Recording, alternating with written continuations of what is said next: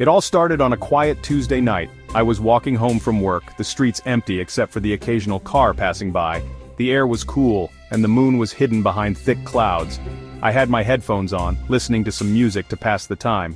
But then, something strange happened. As I turned the corner onto my street, I heard it, a faint whisper, barely audible over the music. I paused, pulling one headphone out to listen better. The whisper came again, clearer this time. It was my name. Kofi.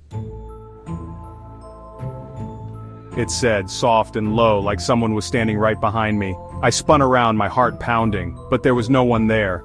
The street was empty, the shadows long and dark under the dim streetlights. I shook my head, thinking I must have imagined it. I put my headphone back in and kept walking, trying to shake off the unease. But the whisper came again, louder this time. Kofi. I stopped dead in my tracks. This wasn't my imagination. Someone was calling my name. I looked around again, my breath quickening. Still, no one was there. I started walking faster, my heart racing. The whisper followed me, growing more insistent.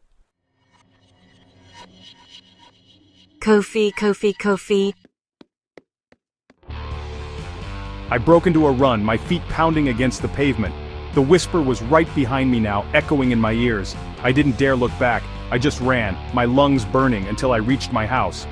I fumbled with the keys, my hands shaking, and finally got the door open. I slammed it shut behind me, leaning against it as I tried to catch my breath. Kofi, what's wrong? Nothing, just thought I heard something outside. I shook my head trying to calm down. She gave me a strange look but didn't press further. I went to the kitchen to get a glass of water, my hands still trembling.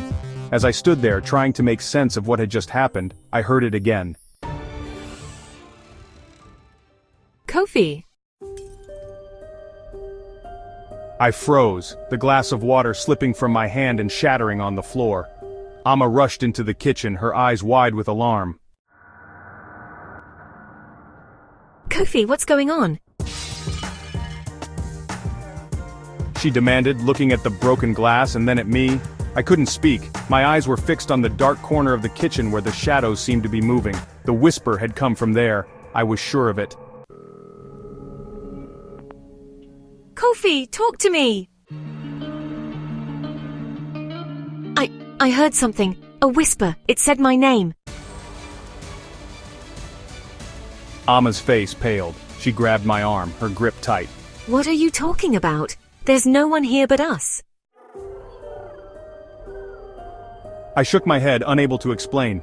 The whisper came again, louder this time, and Amma heard it too. Her eyes widened in terror and she clung to me. Kofi, what is that? She whispered, her voice trembling. I didn't know what to say. The shadow in the corner seemed to grow darker, more solid. It was moving, shifting, like something was trying to take shape. I grabbed Amma's hand and pulled her out of the kitchen, slamming the door shut behind us. We stood in the hallway, both of us breathing hard. Amma looked at me, her eyes filled with fear. Kofi, what's happening?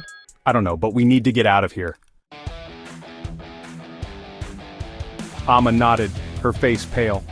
We grabbed our coats and shoes and left the house, not bothering to lock the door. The night air was cold, but it felt good against my skin. We walked quickly, not sure where we were going, just knowing we needed to get away. As we turned the corner, I glanced back at our house. The shadow was there in the window, watching us. It was tall and thin, with no distinct features, just a dark, shapeless form. It was following us. We walked for what felt like hours, the streets empty and silent. Amma kept glancing over her shoulder, her fear palpable. I tried to keep my focus forward, but I could feel the shadow's presence, always just out of sight. Finally, we reached a small diner that was still open. The warm light spilling out from the windows was a welcome sight. We went inside, the bell above the door jingling softly. The diner was nearly empty, just a few patrons scattered around.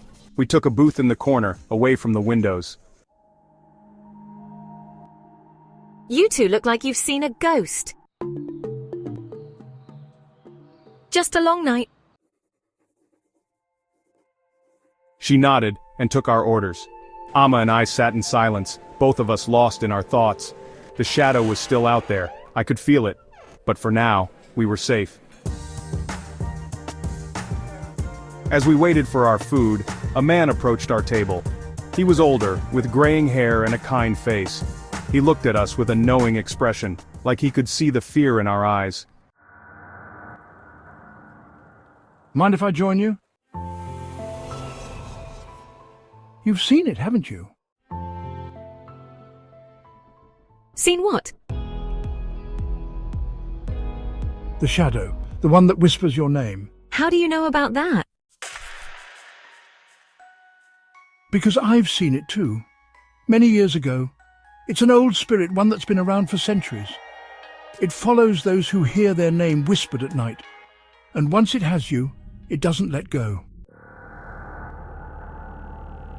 What does it want? It wants to take you, to pull you into the shadows where you'll never be seen again. How do we stop it? There's only one way. You have to face it, confront it.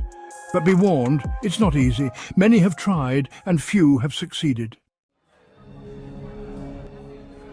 Kofi, we can't do this alone. You don't have to. There are others who have faced the shadow and survived. I can take you to them. But you have to be ready. Once you start down this path, there's no turning back. We don't have a choice. We have to try. Then let's get started. Time is not on your side. The man introduced himself as Kwame, a retired teacher who had spent years researching the shadow and other supernatural phenomena. He led us to a small, dimly lit house on the outskirts of town. The place was old, with peeling paint and a sagging roof, but it felt safe, like a sanctuary. Inside, we found a group of people gathered around a large table. They were all different ages and backgrounds, but they shared a common look of weariness and fear. Kwame introduced us to the group, explaining our situation. This is Kofi and Amma. They've been marked by the shadow. We've all been where you are now. The shadow has touched each of us in some way, but we've learned to fight back. How do we fight something like that? With knowledge and courage. The shadow thrives on fear. It feeds off it. But if you can face it without fear, you can weaken it. How do we do that? It's not like we can just stop being afraid. It's not easy, but there are ways to protect yourself. Rituals, talismans, and most importantly, the support of others who have faced the shadow. This is a protective charm. It won't stop the shadow, but it will give you some protection. Wear it at all times. There's something else you need to know. The shadow is strongest at night, especially when the moon is hidden. That's when it will come for you. You need to be ready. We'll help you prepare, but you have to be willing to face the shadow. It won't be easy, but it's the only way to break free. The group spent the next few hours teaching us about the shadow and how to protect ourselves. They showed us how to create protective circles, how to use certain herbs to ward off evil spirits, and how to stay calm in the face of fear. As the night wore on, I felt a growing sense of dread. The shadow was out there, waiting. I could feel it, like a dark presence just beyond the edge of my awareness. Finally, Adwo announced it was time for the ritual. We gathered in the center of the room, where a large circle had been drawn on the floor. Adwo placed candles at the 4 cardinal points and lit them, the flames flickering in the dim light. step into the circle. And whatever you do, don't break it. The circle will protect you, but only if it remains unbroken. Amma and I stepped into the circle holding hands tightly. The group formed a ring around us, chanting softly in a language I didn't understand. The air grew heavy, and the candles flickered wildly, though there was no wind. Then I heard it, the whisper. Kofi! It was faint at first, but it grew louder, more insistent. The shadow was here. I could feel it, pressing against the edges of the circle, trying to get in. Kofi, I'm scared. We have to be strong. The chanting grew louder, the group's voices rising in unison. The shadow pressed harder against the circle, the air growing colder.